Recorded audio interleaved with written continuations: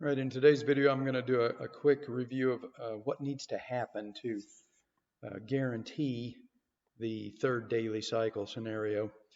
So right now, this top occurred on day 19, I believe. Most cycles run on average 35 to 45 days.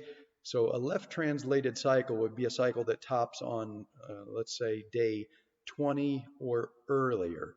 So if a cycle were to top on day 10 or day 15, then it would potentially have 20 to 25 days to decline into the next daily cycle low.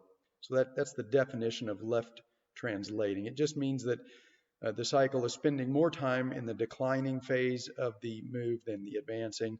So right now, this top is occurring um, marginally left translated because it occurred on day 19. Um, and in that case, then the odds improve that the cycle will fail. And by fail, I mean it will trade below the previous daily cycle low, which was right here.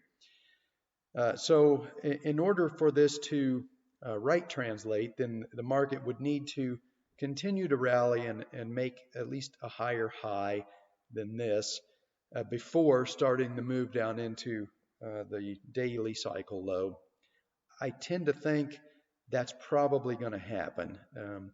And I covered this in my video yesterday. I'm kind of thinking that we might be starting a head and shoulders topping pattern.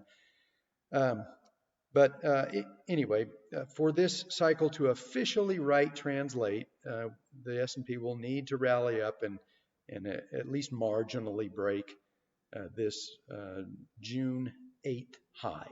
If it does that, then the entire daily cycle becomes right translated, and then you would expect the move down into the daily cycle low not to drop below this. It would just the declining phase wouldn't last very long, and so the odds would not be good that price would break below this low.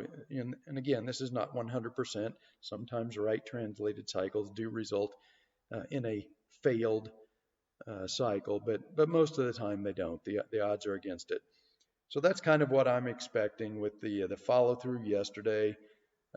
This initial drop, which had the potential to left translate this cycle, just didn't have any follow through.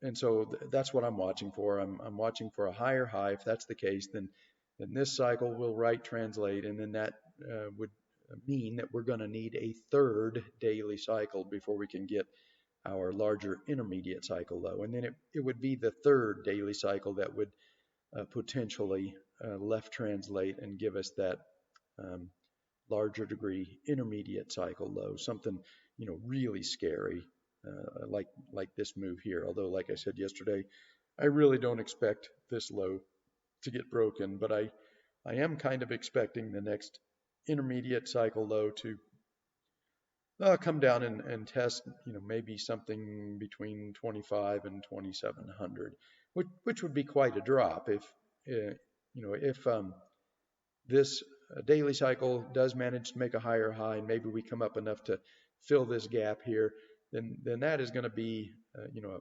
pretty darn scary correction if the next daily cycle were to come all the way back down to 2,500. The perma bears would come out of the woodwork again, calling for that this was the start of a bear market, and it's just not. We're just in a long sideways churn as we set the stage for the next 10 years of the bull market.